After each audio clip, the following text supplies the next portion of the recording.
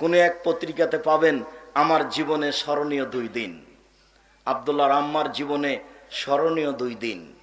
তার একটা স্মরণীয় দিন ছিল যেদিন বড় মেয়েটা মারা যায়, সেদিন ছিল তার কামিল পরীক্ষার প্রথম দিন না দ্বিতীয় দিন। আর জীবনে স্মরণীয় 2 দিন, যেদিন 2005 সালের 23শে ফেব্রুয়ারি যখন ওই র্যাব পুলিশ বাসা ঘেরেছিল, সারা রাত ঘেরেছিল, আমরা বাসায় ছিলাম না। যখন জোর করে র্যাব পুলিশ বলল যে দরজা খুলে দিতে হবে, আব্দুল্লাহ তখন 6-7 বছরের বা 8 বছরের এরকম বাচ্চা হতে পারে। ও ছিল বাইরে ওর এক মামাতো ভাইয়ের সাথে। তখন বাহির থেকে বাচ্চা বলছে, আম্মা এদের গায়ে র্যাব লেখা আছে, এরা কারো কথা মানবে না, দরজা খুলতেই হইবে, নইলে ভেঙে প্রবেশ করতে পারে। তখন ওখানে বলছে, ওখানে লেখা আছে সারা যদি স্বৈরাচারী শাসকের ঘরে নিজেকে রক্ষা করতে পারে, তাহলে আমি এই ঘরে নিজেকে রক্ষা করতে পারি না। সারার যেমন ঈমান, আমিও ওই ঈমানের ভিত্তিতে দরজা খুলে দিলাম, দেখি র্যাব কি করে।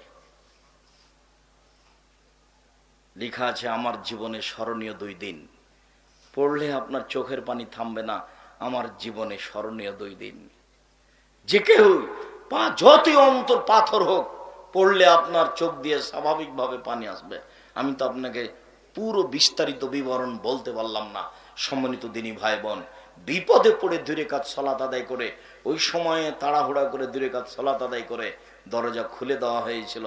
যে কোনো বিপদে আপনি সুন্দর করে ওযু করে 2 রাকাত সালাত আদায় করে আল্লাহর কাছে সাহায্য চান। হাদিস তো বুখারী মুসলিম, সাহায্য হবে না কেন? হবে ইনশাআল্লাহ। সম্মানিত দিনী ভাই বোন, 2 রাকাত সালাত। অনেক সময় 2 রাকাত সালাতের কথা এসেছে, তার একটি কথা এসেছে, মানুষ মসজিদে ঢুকে 2 রাকাত সালাত আদায় করবে। 2 রাকাত সালাত আদায় না করলে মসজিদে বসা নিষেধ। ওইটা দুপুর না সূর্য উঠছে না সূর্য ডুবছে এই কথা নয়।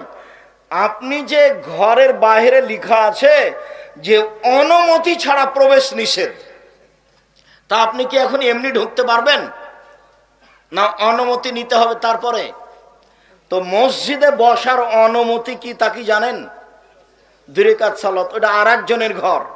মসজিদ হচ্ছে আরেকজনের ঘর, আরেকজনের কাছে 2 রাকাত সালাত আদায় করে অনুমতি নিতে হবে। তাছাড়া মসজিদে ঢুকে বসা যাবে না।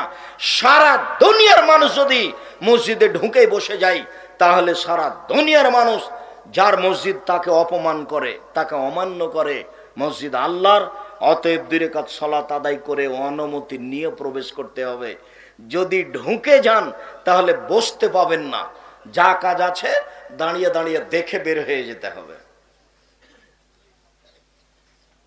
সাভারের আশেপাশে কোনো এক মসজিদে এসেছিলাম, তো মসজিদ সভাপতিকে বললাম যে আমি আপনার মসজিদে বসতে পারছি না, এই জন্য যে আহলে হাদিস মসজিদ, ওই মেহরাবের 2 দিয়ে লেখা আছে আল্লাহ মোহাম্মদ, কাজে এই মসজিদে আমার থাকা হবে না। 3 ঘন্টার মধ্যে এই টাইলস খুলে ফেলতে হবে। একদিকে লিখেছে আল্লাহ আর একদিকে আছে মোহাম্মদ। তা আমি বললাম যে আল্লাহটা থাক, মোহাম্মদটা উঠিয়ে ফেলে দিয়ে ওখানে আপনি আকবার লিখেন, তাহলে হলো আল্লাহ আকবার। আর আল্লাহ মোহাম্মদ মানে আল্লাহ মোহাম্মদ।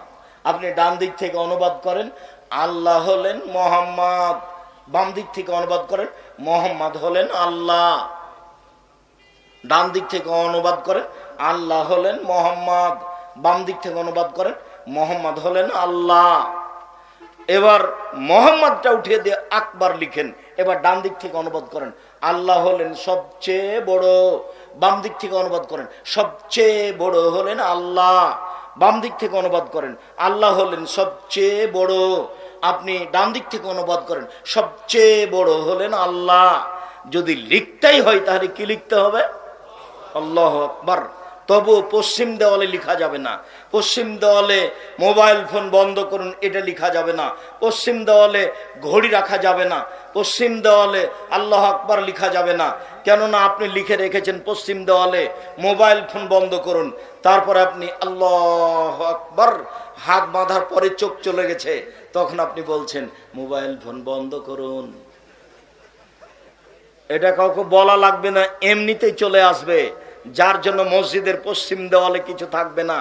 জানি না এলাকায় যারা দায়িত্বশীল সভাপতি বা সেক্রেটারি বা আপনার কোষাধ্যক্ষ যারাই আছেন, যদি আপনার মোবাইলে এতে মসজিদে এরকম কিছু থাকে, তাহলে আগামীকাল 10টা পর্যন্ত সময় থাকলো, মিস্ত্রি ডেকে 10টা পর্যন্ত সময়ে টাইলস খুলে ফেলবেন।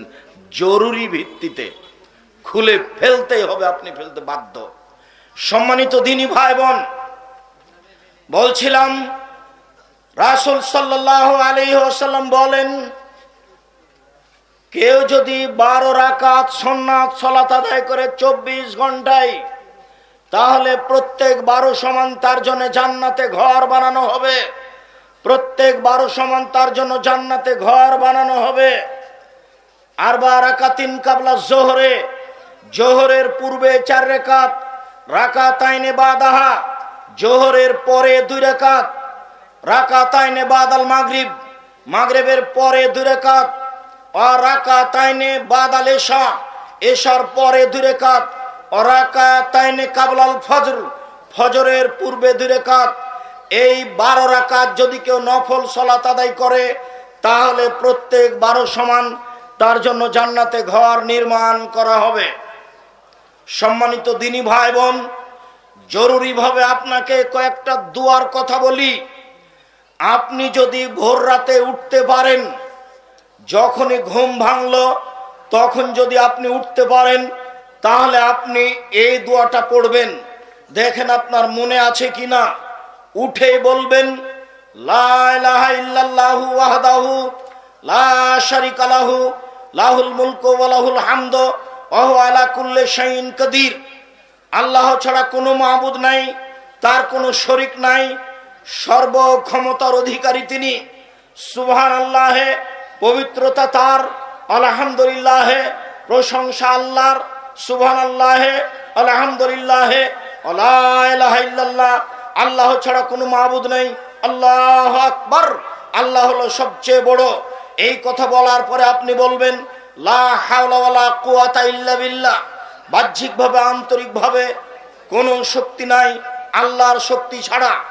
এই দোয়া পড়ে যদি ওযু করে 2 রাকাত সালাত আদায় করেন, তাহলে আপনার সব পাপ ক্ষমা হয়ে যাবে।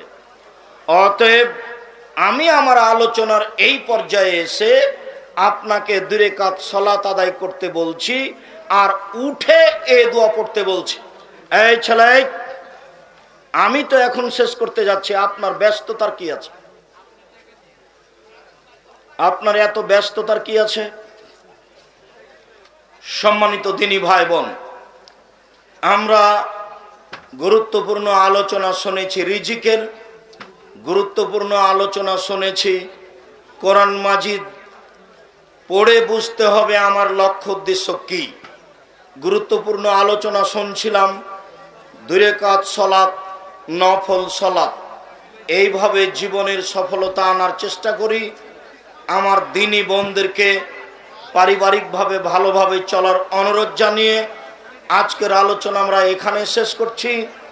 আপনি যাওয়ার পূর্বে এই সব বইগুলি, কে বড় লাভবান, কে বড় ক্ষতিগ্রস্ত, আদর্শ নারী, আদর্শ পরিবার, বিশেষভাবে রিজিক, বিশেষভাবে দুয়ার বই, বিশেষভাবে মিন্নাতুল বাড়ি, আর সালাতের উপরে আমার যে গুরুত্বপূর্ণ বইটি, আর 4-5 মার্চ হচ্ছে আপনার জামিয়া সালাফে রূপগঞ্জে উপস্থিতির সময়। সবাই আপনারা স্টেজে এসে বইগুলি সংগ্রহ করবেন। বইগুলি হচ্ছে বিশেষভাবে মিন্নাতুল বাড়ি, বিশেষভাবে রাসূল সাল্লাল্লাহু আলাইহি সাল্লামের সালাত বনাম প্রচলিত সালাত। স্টেজ থেকে সবাই সংগ্রহ করবেন, আর মাসিক আলিতে সম্পত্রিকা ছেড়ে কেউ যাবেন না। মাসিকাল ইতেসাম পত্রিকা ছেড়ে কেউ যাবেন না। সবাই আপনারা মাসিকাল ইতেসাম পত্রিকা নিয়ে যাবেন, এজেন্ট হওয়ার চেষ্টা করবেন, আর প্রতি মাসে মাসিকাল ইতেসাম পত্রিকা নেওয়ার চেষ্টা করবেন। সকল দিনই ভাই বোনকে আমরা মাসিকাল ইতেসাম পত্রিকা সংগ্রহ করার জন্য অনুরোধ জানাচ্ছি।